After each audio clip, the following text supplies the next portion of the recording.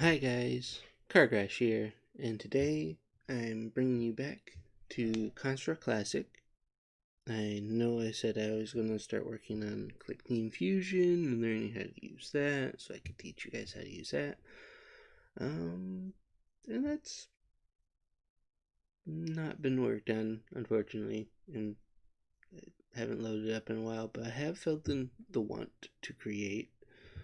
So for today's video, I kind of wanted to show you guys the process of starting up and making an adventure game of sorts.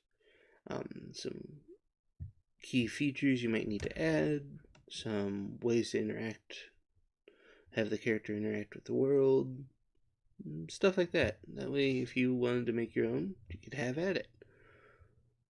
As you can see here, I kind of have something already set up, and if you're looking on the left hand side, you probably almost immediately know what this game is going to be about, but it's kind of hard to keep things secret. Anywho, so I am going to launch this first, show you everything that's going on, and then we'll take it from there. So, run layout, make sure it's actually capturing the game. It is not. Oh, that's awful. There we go. You can see it's not the greatest quality. I worked small, um, and you can obviously tell I didn't really work on the main character because he's just a block with a line that lets me know which way he's facing after I've pressed a direction, which is actually very handy to have. If we go over here, what is that?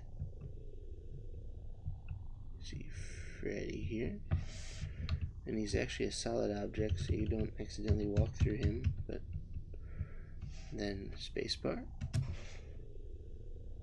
conversation, looking for something, and you can go back to him. I should probably leave him alone. Still seems to be looking for something. So interacting and conversation is actually pretty pretty big, pretty kind of standard thing to have in an adventure game of sorts. I will show you how to actually incorporate that when we get back to the actual game engine. But long spooky hallway, slightly scary noise in the background for music.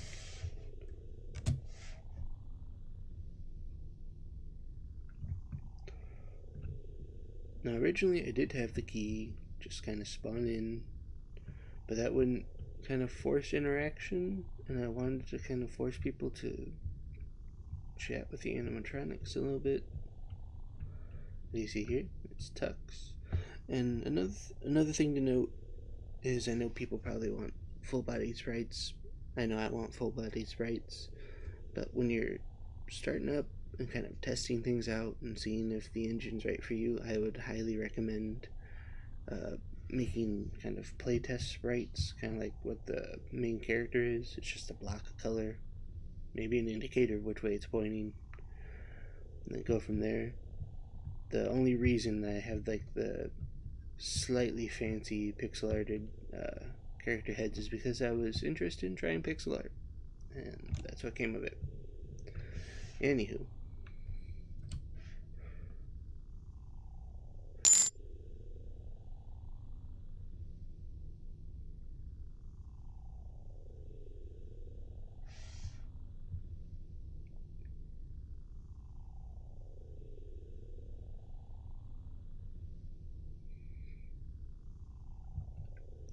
quick conversation, told that you were given a key, you can finally leave. Incorporating some sort of chase here would be kind of cool, but I don't have one yet. Spacebar, open the door. If you keep pressing space, it doesn't keep looping, which was an issue I was having before. You step out into the blue void. There you go. Nice, simple, to the point, easy to work with. I'll go back to engine. Oh boy. There we go. Back to the engine to show things off. So at bare minimum, to get the effect I was going for, I needed 3 layers, as you can kind of see over here on the side. Layer 1 is all the floor. I guess that would be the floor and the walls. The characters are solid, the walls are a solid, and since they're solid black, you can't see past them. Into the void, that would be the back. And then the 2 characters are solids. And you can see there was a key. I did make a key, and I could still have it spawn the key if I wanted to, but I don't. Then you see this weird yellow block over here. This is actually a pretty important piece, at least for the way I do things.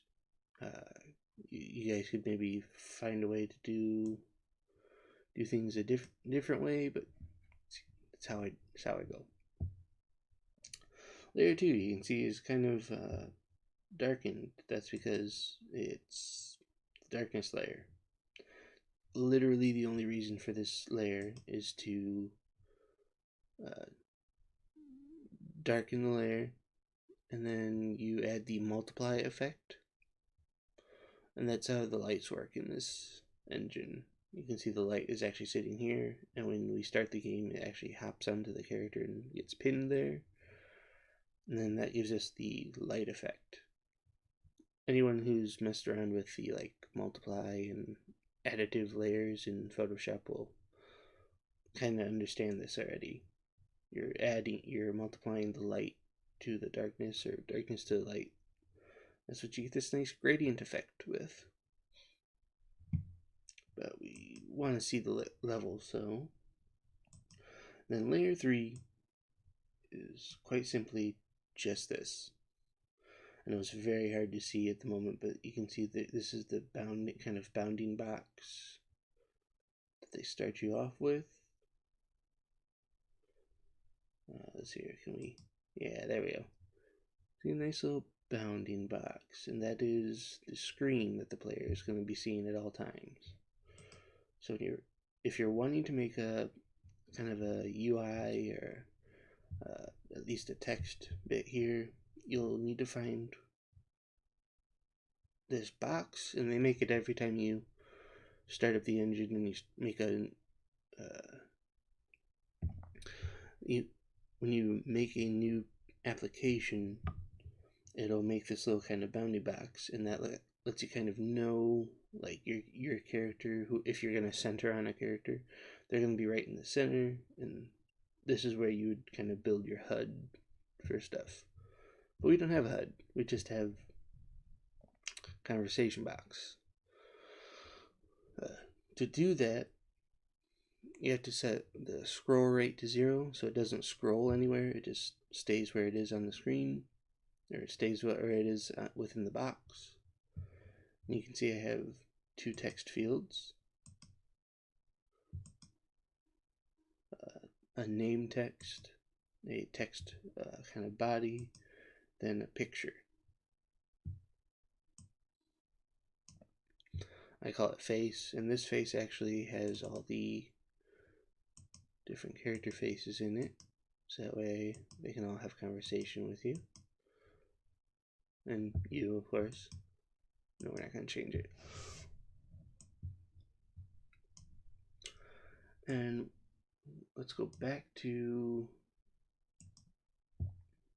disable that. Nope. There we go. This fellow is what I call the interact sprite. It's actually like 1/2 again as tall as your character, and you can see the rotate point is dead center in the bottom here, which is kind of the rotate point for your character is dead center. And essentially, when things start up, I will make him visible, so you can have it invisible on start or visible on start. But if we run layout, And if I can show the game real quick. Game.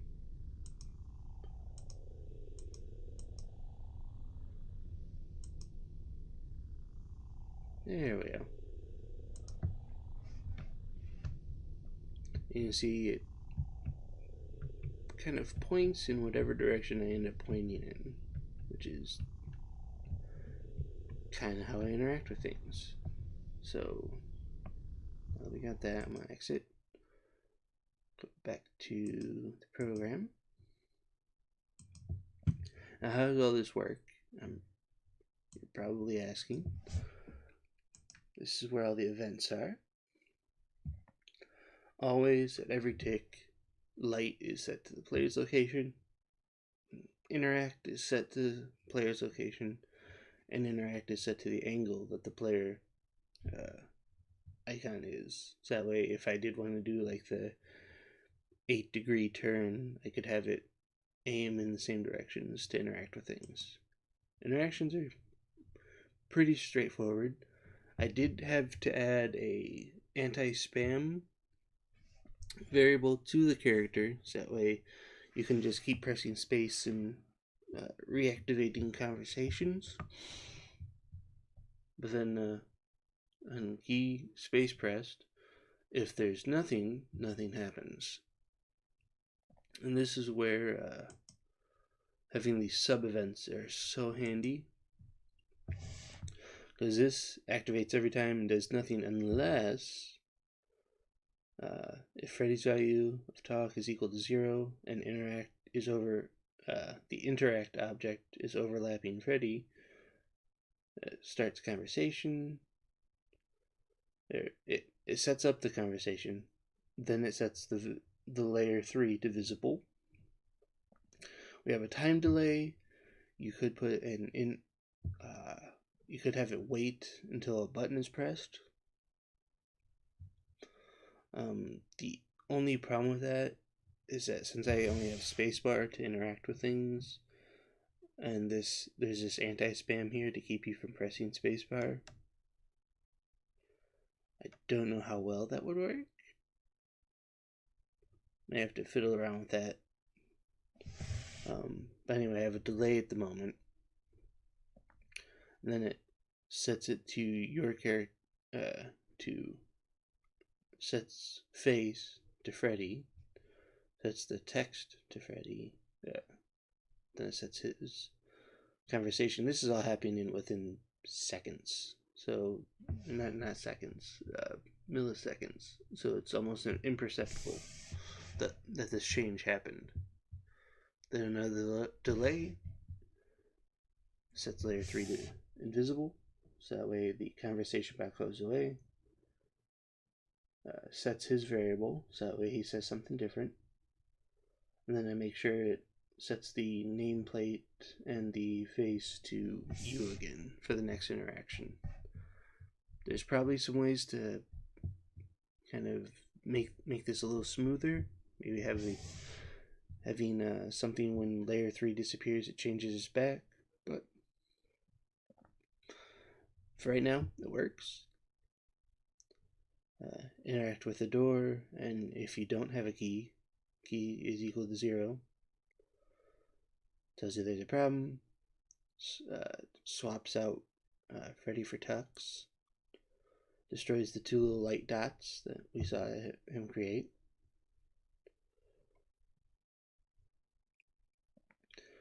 Yeah, there's an equation for opening the door. The new conversation with Freddy. The conversation with Tux, which is a bit lengthy, but gets the job done. Yeah, this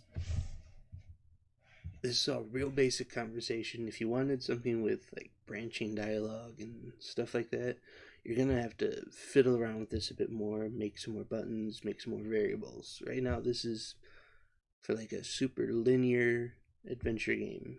You find random object and then press it against every person and or event that you can find and hope that it works. So, conversations. And this is where the interact comes in handy.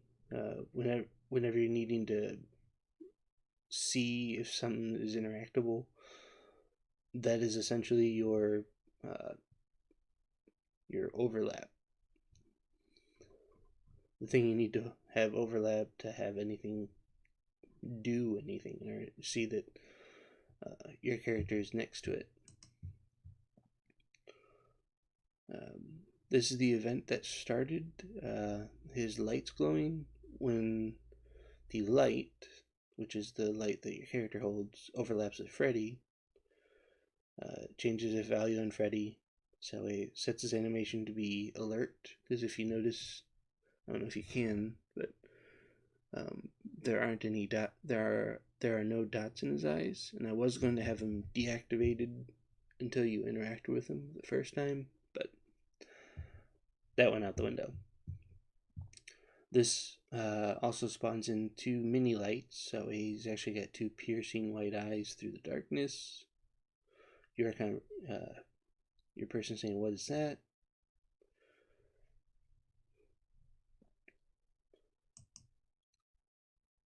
Simple controls. Now this I'm actually going to show that this is actually a lot easier than what I had done.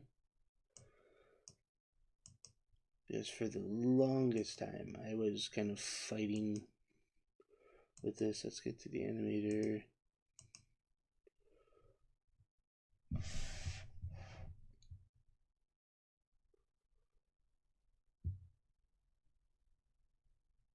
Oh, I feel so dumb now. Here, add new animation.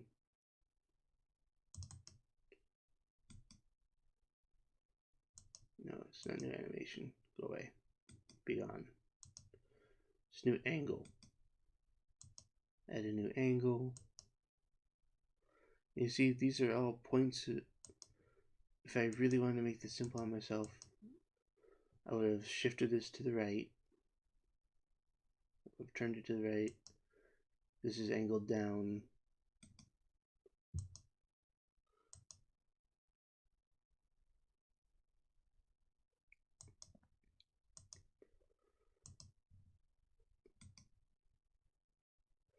So in theory, I would have went over to the animator, added 4 angles. Angles 0, which is him pointing to the right, and I would have made sure that the line was pointed to the right. Angle when it's pointing to the bottom, I would have just made sure that the line was pointing to the bottom, pointing to the left.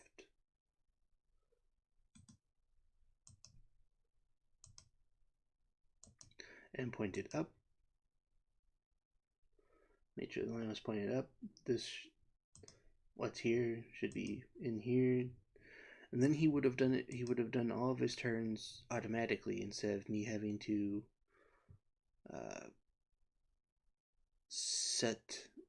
reset the angles here with all of this. When you press a direction, go set it to this angle and stuff like that. It just was not fun. And there's an easier way to handle it, at least in Counter-Strike Classic. I know in the Counter-Strike 2 and Counter-Strike 3, it's actually even simpler. I think all this angle stuff is kind of laid out a little better. But if you're using Counter-Strike Classic, I would highly recommend doing this instead of this, because whenever you can do it not code, just go with the not code way of doing it. Just easier that way. And then some of it's unused code now, like when the player overlaps the key, I made it tell you picked up a key, played the coin jingle, then it destroys the key so it doesn't keep happening. And then it actually sets a variable on the door. I don't actually have an inventory system. And this is actually a really good tip for people that don't want to fiddle with an inventory. Just set variables on the things that you want to change. So like the door, for instance, It won't actually let me look at the door's information unless I'm back here, but see, it's just got key. It's a 0 right now because you don't start off with the key, but through the events of either stepping over the key or chatting with Tux, got key goes from a 0 to a 1. Like I said, this is very much a linear adventure.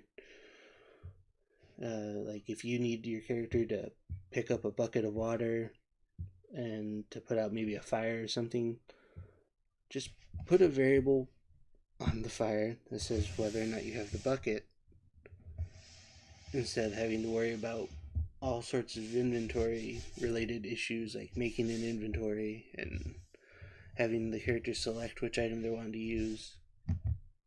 I will maybe eventually get to that kind of adventure game where you're opening up your inventory and rubbing every object you have on every interactable object in the world, but currently that's not what I'm going for. This is straightforward, simple, to the point. Get key, opens door. Just a few more things, at least with Construct Classic, that you have to do. You have to load in some sounds. I know for OGG files or OGG files, you have to load them in advance to whatever channel. So like the darkness sound, which is something I borrowed from another game engine that for RPG Maker. Yeah, I borrowed that from RPG Maker, but I loaded that into channel 1 and set to loop, and then you want to make sure it plays immediately. And I even have that low.